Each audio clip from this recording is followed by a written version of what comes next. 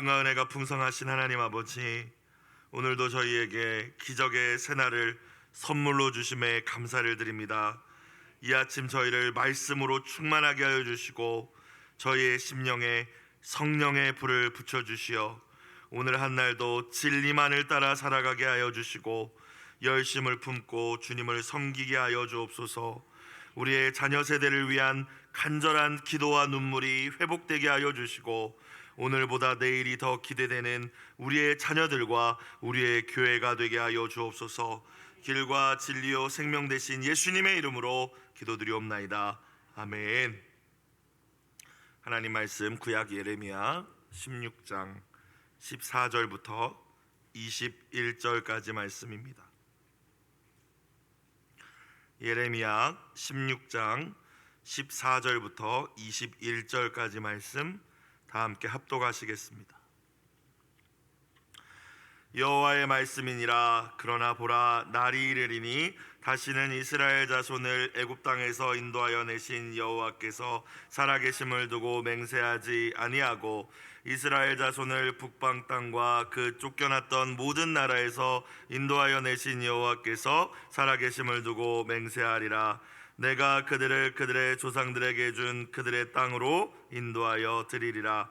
여호와의 말씀이니라. 보라, 내가 많은 어부를 불러다가 그들을 낫게 하며 그 후에 많은 포수를 불러다가 그들을 모든 산과 모든 언덕과 바위 틈에서 사냥하게 하리니 이는 내 눈이 그들의 행위를 살펴보므로 그들이 내 얼굴 앞에서 숨기지 못하며 그들의 죄악이 내 목전에서 숨겨지지 못함이라. 내가 우선 그들의 악과 죄를 배나 갚을 것은 그들이 그 미운 물건의 시체로 내 땅을 더럽히며 그들의 가증한 것으로 내 기업에 가득하게 하였음이라. 여호와 나의 힘 나의 요새 환난 날의 피난처시여 민족들이 땅 끝에서 주께 이르러 말하기를 우리 조상들의 계승한 바는 허망하고 거짓되고 무익한 것뿐이라. 사람이 어찌 신 아닌 것을 자기의 신으로 삼겠나이까 하리이다. 여호와께서 이르시되 보라, 이번에 그들에게 내 손과 내 능력을 알려서 그들로 내 이름이 여호와인 줄 알게 하리라. 아멘. 귀한 은혜가 함께하는 이 아침 새벽 시간이 되시기를 축복합니다. 어제 말씀 예레미야 16장 전반부의 내용을 다시 한번 생각해 봤으면 좋겠습니다. 어떤 내용이었습니까? 하나님께서 선지자 예레미야에게 이제 말이 아니라, 말로만 전하는 것이 아니라 그의 삶을 통하여서 유다에 임박한 심판을 전하라 하셨죠. 그래서 어제 매일 성경의 제목이 삶으로 심판을 살아내다였습니다. 당시 유대 사회의 정상적인 성인 남자라면, 사회의 구성원이라면 당연하게 해야 하는 일들, 평범하고 일상적인 일들, 사회적인 관계를 맺기 위해서 해야 하는 일들을 다 하지 못하게 하셨죠. 예레미야에게 결혼도 하지 말라 하셨고, 자녀도 갖지 말라 하셨고, 장례식에도 참석하여서 함께 슬퍼하지 말라 하셨고, 잔치집, 특별히 혼인잔치집에 참석하여서 또 함께 기뻐하지도 말라고 하셨습니다. 이러한 예레미야의 삶을 통하여서, 일상이 제한되어 있는 이 선지자의 삶을 통해서 하나님께서는 정말 이 유다에 임박한 심판을 전하시고자 했던 것이죠.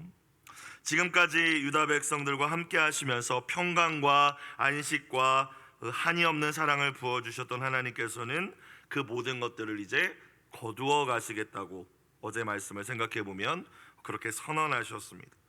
선지자가 자신의 삶까지 보여주면서 또 계속해서 말로 임박한 심판을 전하였음에도 불구하고 유다는 끝까지 돌이킬 줄을 몰랐죠. 오히려 도대체 우리의 죄가 무엇이길래, 우리가 하나님 앞에 어떤 죄를 졌길래 이렇게 무거운 심판을 내리시는 거냐고 따지듯이 반문하였습니다.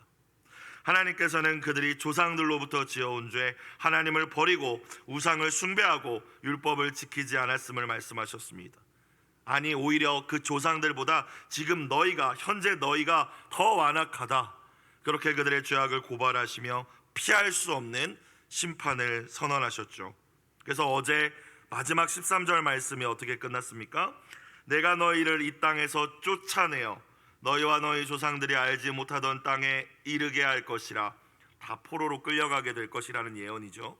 너희가 거기서 주야로 다른 신들을 섬기리니 이는 내가 너희에게 은혜를 베풀지 아니함이라 하셨다 하라. 무서운 심판의 경고의 말씀으로 어제 말씀이 마무리되었습니다. 자, 이어지는 오늘의 말씀이 어떻게 시작됩니까? 14절 15절을 다시 보겠습니다. 여호와의 말씀이니라. 그러나 보라, 날이 이르리니 다시는 이스라엘 자손을 애굽 땅에서 인도하여 내신 여호와께서 살아계심을 두고 맹세하지 아니하고 이스라엘 자손을 북방 땅과 그 쫓겨났던 모든 나라에서 인도하여 내신 여호와께서 살아계심을 두고 맹세하리라. 내가 그들을 그들의 조상들에게 준 그들의 땅으로 인도하여 드리리라. 여러분, 무슨 말씀인가요? 어제 13절까지는 정말 무섭게 선지자의 삶을 보여주면서 또 정말 하나님이 다 거두어 가시겠다라고 심판을 예고하셨는데, 오늘 시작되는 이 14절 15절의 말씀은 다시 회복시키실 것이라는 하나님의 약속인 줄로 믿습니다. 여호와 하나님을 가리켜서 사람들은 어떻게 표현했다고 해요? 이스라엘을 애굽 땅에서 인도하여 내신 분, 그것이 하나님을 표현할 때 이제 가장 적절한 표현이었나 봐요. 그래서 하나님을 섬기고 예배하고 또 맹세할 때, 기도할 때 사람들은 우리 하나님은 애굽 땅에서 우리를 인도하여 내신 분이다. 주변의 이방인들도 저들의 여호와 하나님은 저들을 애굽 땅에서 인도하여 내신 분이다. 그런데 이제 그렇게 아니할 것이다.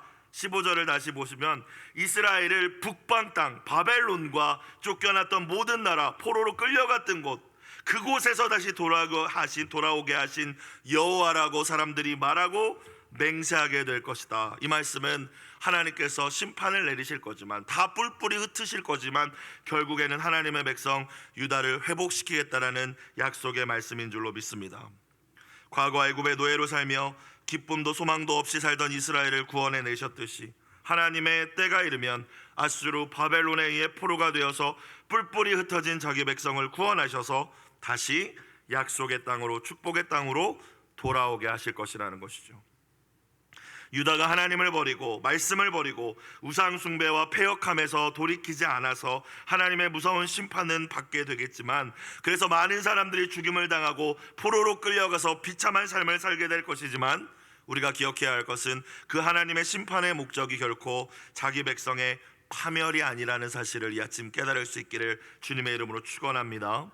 잘못을 깨닫지 못하는 나의 자녀에게 매를 들어서라도 돌이키게 하듯이 하나님께서는 때로 하나님의 백성에게, 그분의 자녀들에게 아픔을 통하여서, 고난을 통하여서 그들을 회개에 이르게 하여 결국에 궁극적인 목적은 무엇입니까?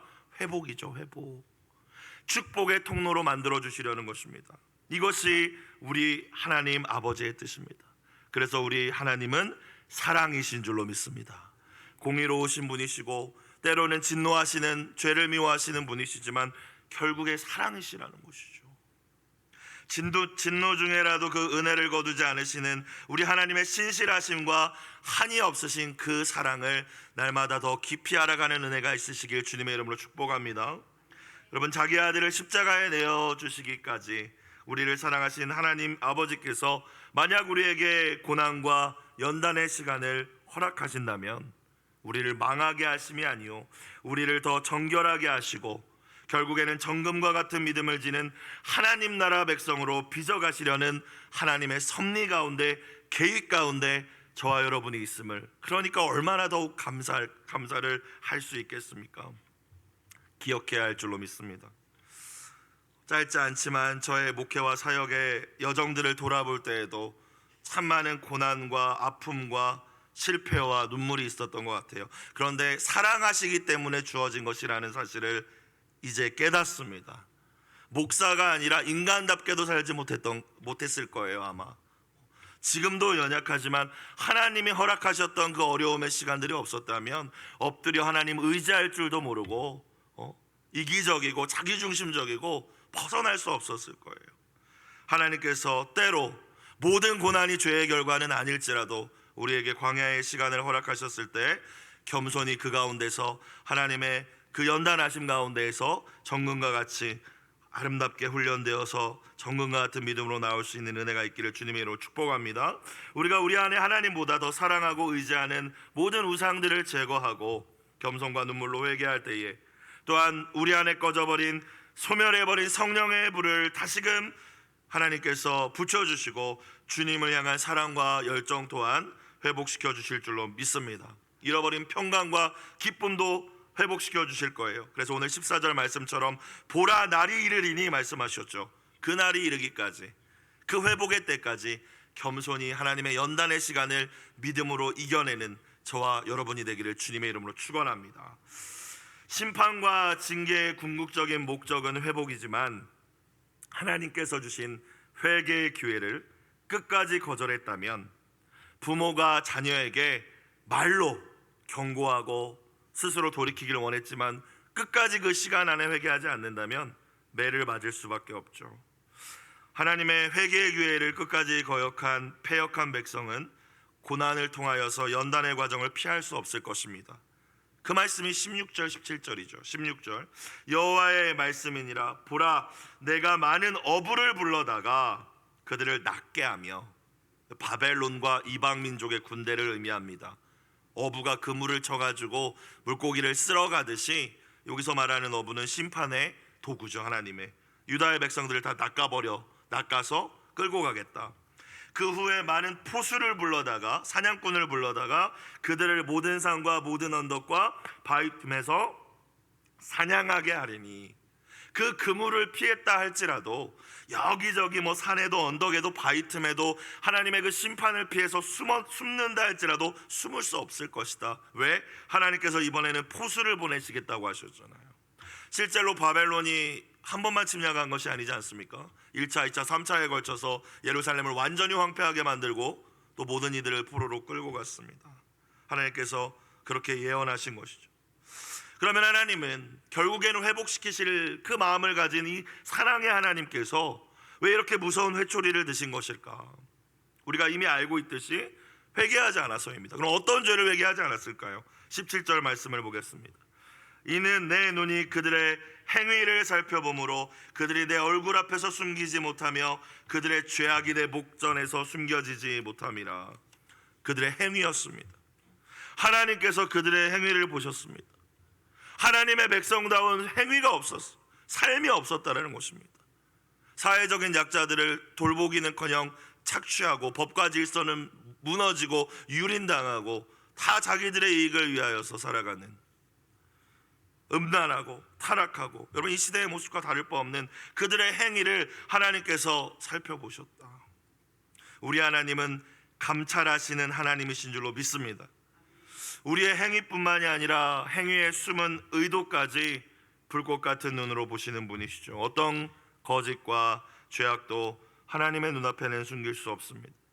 그래서 믿음 생활을 잘한다는 것은 결국 이 불꽃 같은 하나님의 눈을 의식하는가 아니면 사람의 눈을 의식하는가, 여기에 달려있다라고 생각합니다. 아무리 사람들 앞에서 종교생활 열심히 하는 것처럼 보일지라도 하나님의 눈앞에서, 하나님의 감찰하시는 그 눈앞에서 거룩한 행위와 삶이 없다면 그 믿음이 참 믿음일 수 없다라는 것입니다. 그래서 우리가 잘 아는 말처럼 코람데오, 하나님 앞에서의 믿음을 가질 수 있기를 주님의 이름으로 축복합니다. 아무도 없는 가장 은밀한 곳에서 여러분이 보는 것이 여러분입니다. 아무도 없는 곳에서 여러분이 생각하고 말하고 행하는 것, 그것이 여러분입니다. 아무도 없는 그곳에 하나님이 계심을 기억할 수 있기를 주님의 이름으로 축원합니다. 지난 주일에 이제 중고등부 수련회를 마무리하면서 아이들에게 믿음이란 결국 하나님의 살아계심을 믿는 것이라고 알려주었습니다. 하나님의 살아계심을 믿는다는 건 존재의 유무를 인정하는 것을 넘어서는 것이죠. 계시다 안 계시다 이 수준이 아니라 나를 사랑하시고 내 아버지가 되시는 그 하나님께서 나와 함께 하심을 믿을 수 있어야 한다고 이야기했습니다. 하나님이 함께 하신다는 사실은 우리가 어렵고 힘들 때 위로와 소망이 되죠. 여러분, 그런데 생각해 보면 부담스러울 때도 있습니다. 언제 부담스러울까요?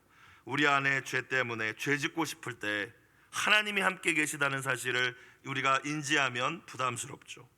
여러분, 내 방에, 아이들의 방에 아빠 엄마가 있는데 아빠가 계신 그 방에서 술 먹고 담배 필 수 있겠습니까?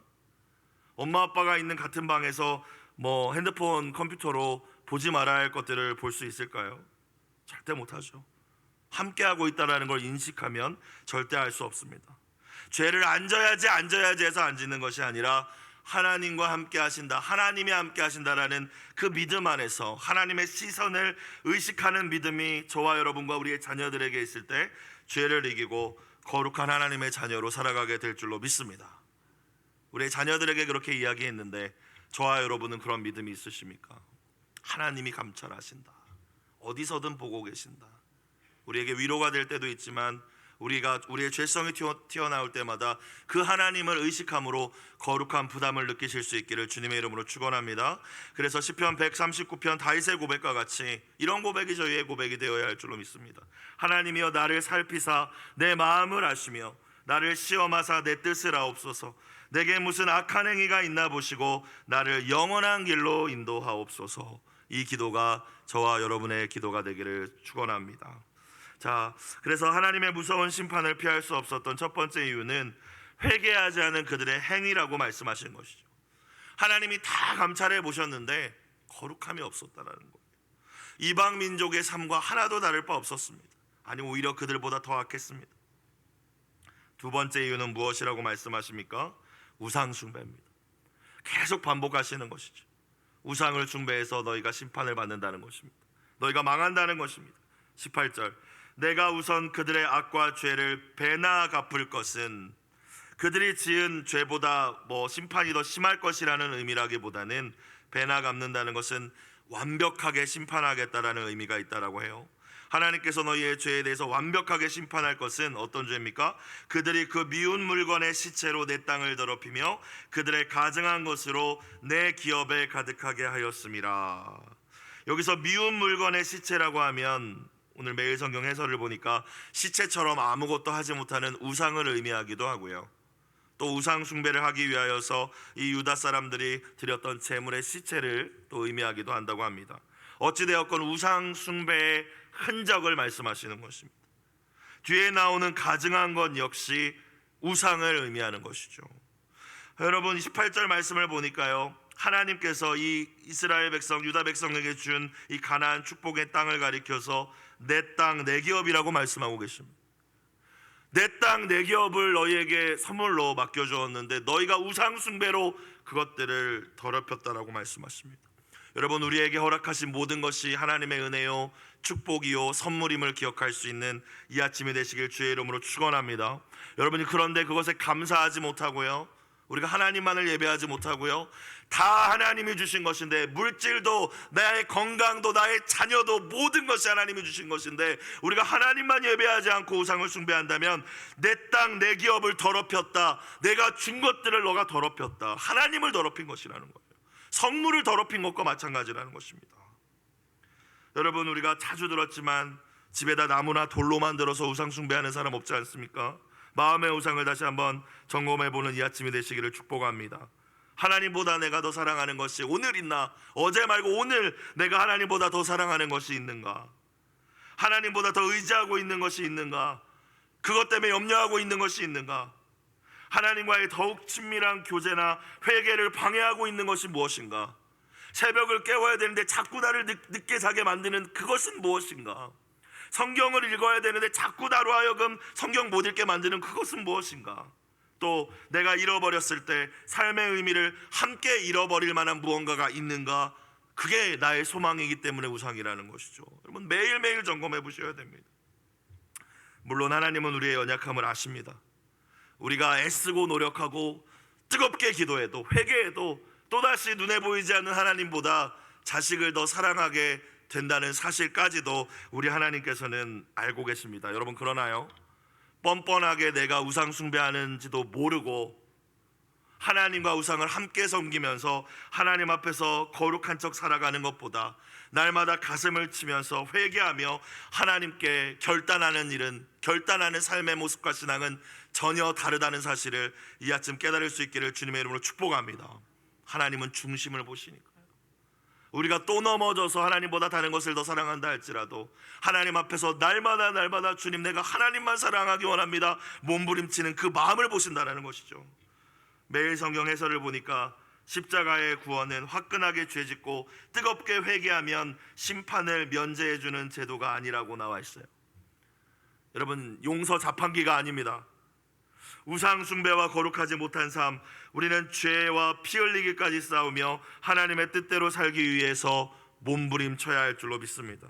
육체의 소욕을 따르지 않고 성령 충만한 가운데 살아가는 것, 그것이 정말로 예수님께서 나를 위하여 십자가에서 치르신 그 희생과 은혜를 아는 자들의 믿음의 모습임을 기억할 수 있기를 주님의 이름으로 축복합니다.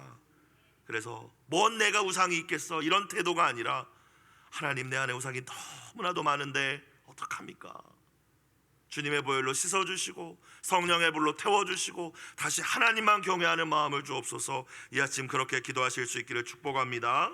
자, 19절부터 21절까지의 말씀은 하나님께서 이제 하나님의 백성 유다뿐만이 아니라 모든 열방을 궁극적으로 회복하실 것이라는 예언의 말씀입니다. 먼저 예레미야가 이 주님의 회복과 심판의 메시지를 다 듣고 난 다음에 하나님을 가리켜 어떻게 고백합니까? 19절, 여호와 나의 힘, 나의 요새, 환난 날의 피난처시여 라고 불렀어요. 여러분, 예레미야가 얼마나 외로웠을까요? 하나님의 심판으로 나라가 망한다는 이 불안한 정세도 염려되고 두려웠겠지만 아무도 그의 얘기를 들어주지 않았습니다.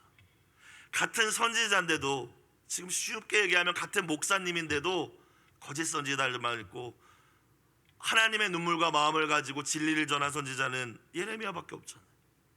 그런데 그가 어떻게 고백합니까?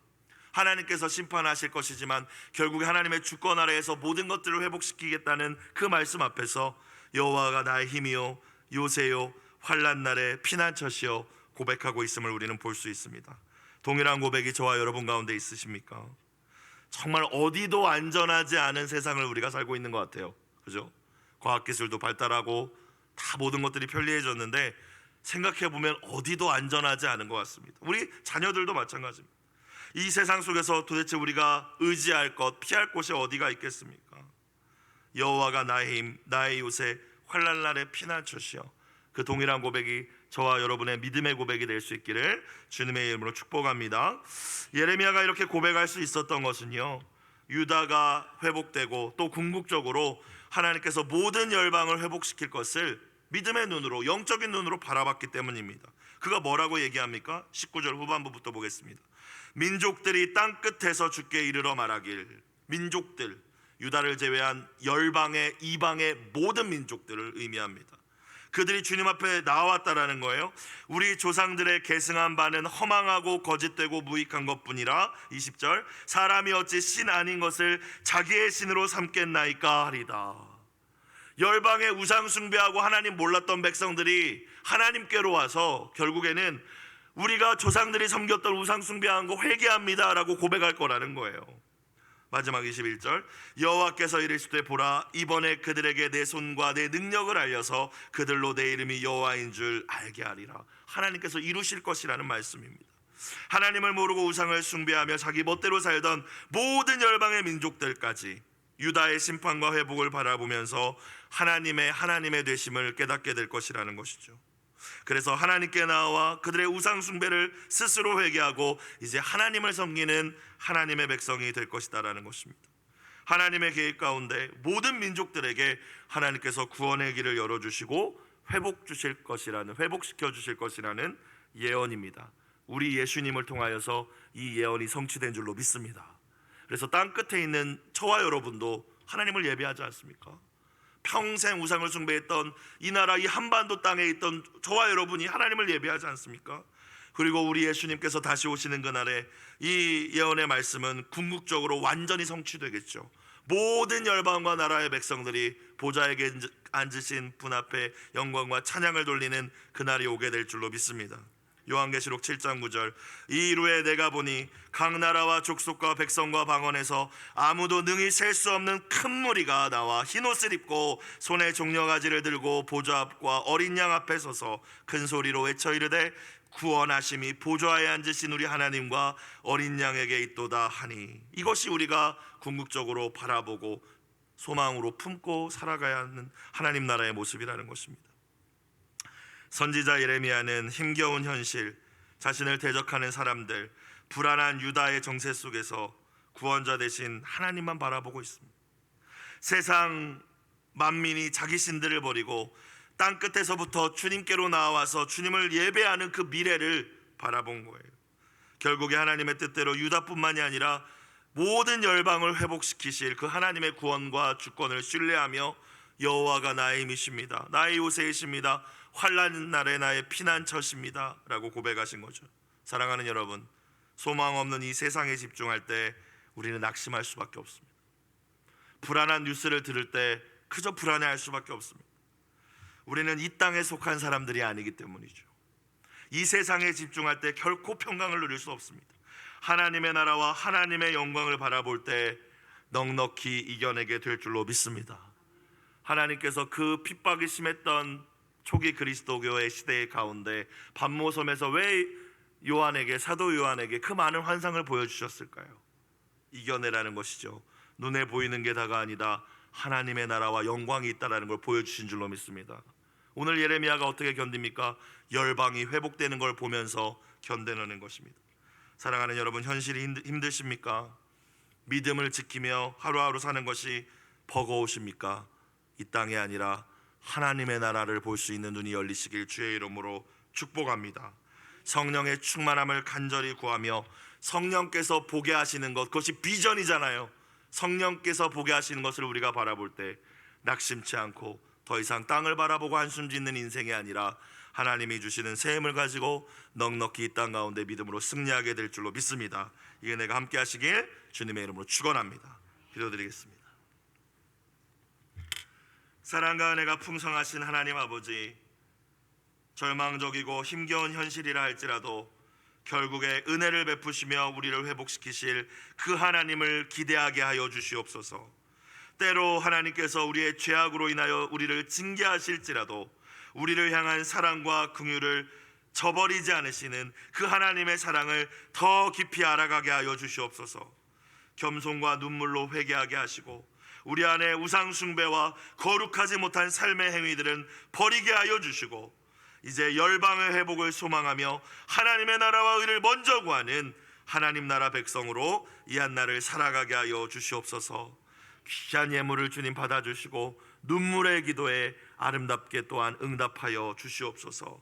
다시 오실 만왕의 왕 예수님의 이름으로 기도드리옵나이다. 아멘.